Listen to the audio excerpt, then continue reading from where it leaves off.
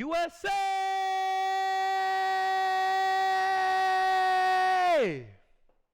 USA.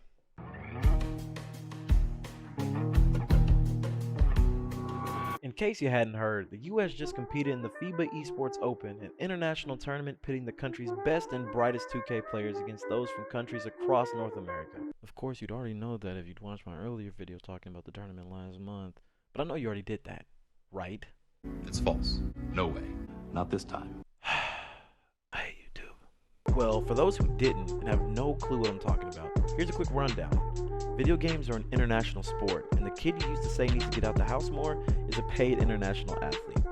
These international esports athletes make up teams across Africa, North America, South America, Europe, the Middle East, and Southeast Asia, competing in the second FIBA Esports Open.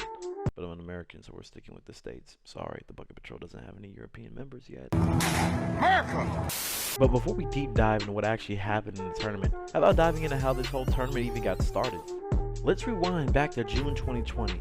FIBA, the same organization that hosts the basketball tournaments with the literal best basketball players in the world, decided to join the esports movement with an esports basketball tournament including some of the largest countries in the world. With 2K's Pro-Am mode and custom avatars for each player, 17 national teams took part in the world's first FIBA Esports Open. So, how did it go?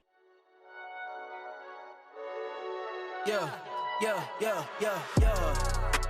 Coming in. Two-hand jam. The corner trap. And he breathed it. On the hammer. Right at the rim. And he'll flex on him. Seconds on the clock. And he buried this. Goes full Dominique Wilkins. That's tough. Okay, not gonna lie, that's pretty freaking dope. But how many people actually showed up for this thing? Over a 3-day tournament, FIBA secured 5 million social media views. It's not bad, you know, it's better than I could do, but... Oh wait, that's just FIBA's account alone? If we count participating country views as well as FIBA's, that number rises to over 15 million. To put that figure into context, this year's finals between the Lakers and the Heat, at its peak, only hit 7.5 million views. Wow. 15 million views, viewers from 100 different countries, 114 participating players. Safe to say, the world is a fan of playing 2K. So much so, the team pool for the next tournament, just 6 months later, went from 17 teams to 38, and this time, the Americans decided to get a piece of the action. Which brings us to the other night, where the USA ran through the... Wait. We're not going to talk about how the US built their super team? Good point. If you've peeped any league play, you know the States are full of elite talent. And if you haven't, well... What are you doing? To figure out which players are worthy of repping the red, white, and blue, the USA basketball team hosted a 2-day trial, being judged by celebrity panelists where 30 elite players competed head-to-head to decide who would don the country colors in December. After 2 days worth of hard-fought games, the final 7 were selected.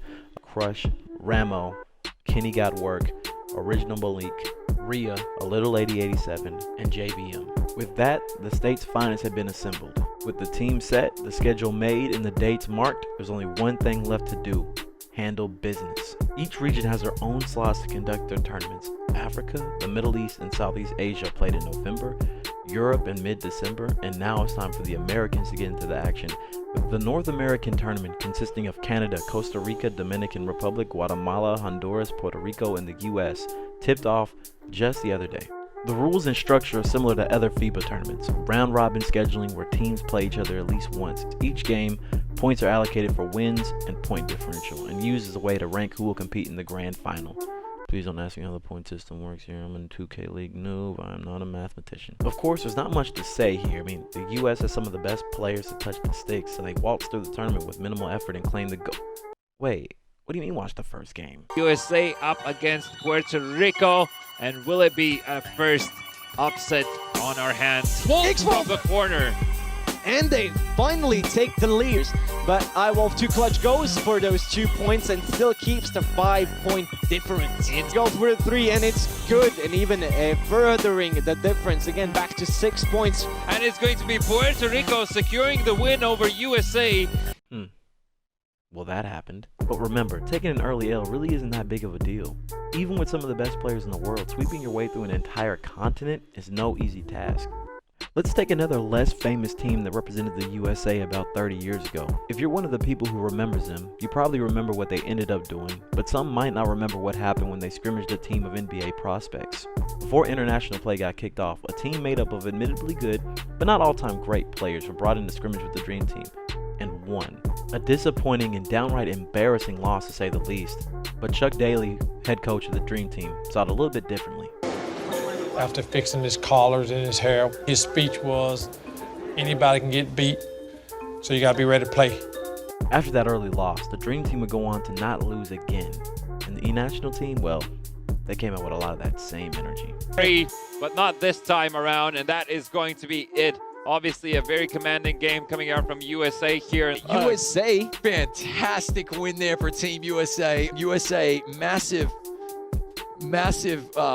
winners right there. It's going to be USA securing the win here over Dominican Republic. The U.S. finished with a 4-1 record for day one and topped the standings for the field. With the massive lead they secured, the only step left was to finish off the other team that made it to the championship, the Dominican Republic. Also, this isn't as important, but Costa Rica forfeited for intimate reasons, and for some reason that's hilarious to me. It's really not and probably serious, but just wanted to mention that. After 91 games and 2 days of play, the time has finally come for the championship round, and we've got to establish the stage for the best of 3 battle that is to come. 9 pro players, all first teamers, league MVPs, the best of the best in their countries. It's time to get active.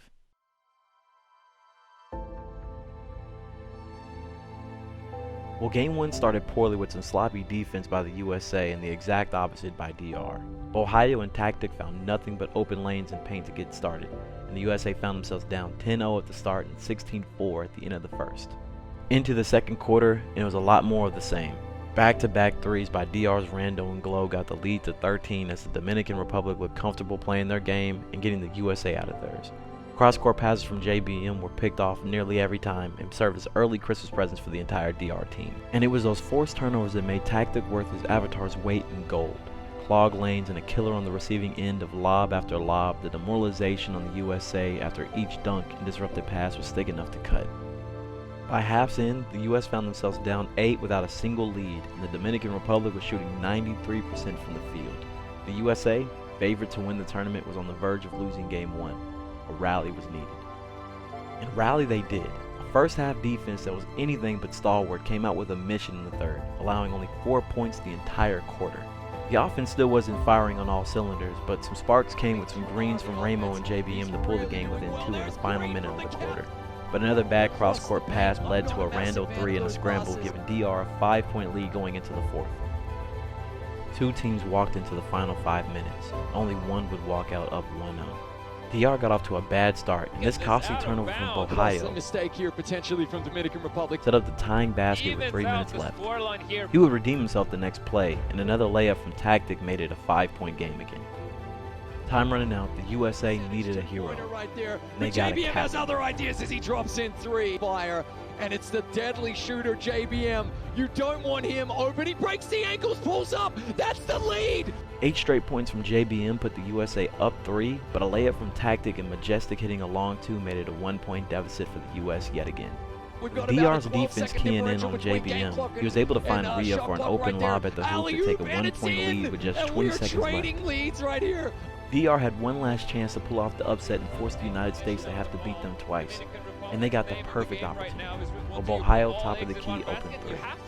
He missed it. He missed! It almost went through, but it's going to be USA with the best. Clutch free throws by Rhea, a bad DR set, and the USA barely walked away with a game 1 win after trailing by as much as 15. USA take game number 1. Dominican Republic just falling apart tactically. But there's no time for celebration. Time for game 2. One thing you may have noticed from the last game, a lack of reigning MVP Kenny. Coming off a 5-point performance in game 1, he came out gunning to remind DR why he was season 3 MVP. Gets another 3. Kenny is on fire early on in this one. 11 points in the first quarter from Kenny gave the US the quick spark they needed to reverse roles from game 1. Still, no blowout here. DR rolled with every punch. Threes were met with threes, dunks were met with dunks, and despite the quick start, the US only led by 3 at the end of the first. By halftime, they were back to trailing by 6 after a few runs, including a 10-0 run facilitated by the two-headed monster of tactics, dominant inside play, and Ohio's long-range bombs. Wow! At the start of the third, the USA needed some answers. You want to guess who provided them? Pointers currently is just simply not enough. They need Kenny and JB to come back into this, and JB does it.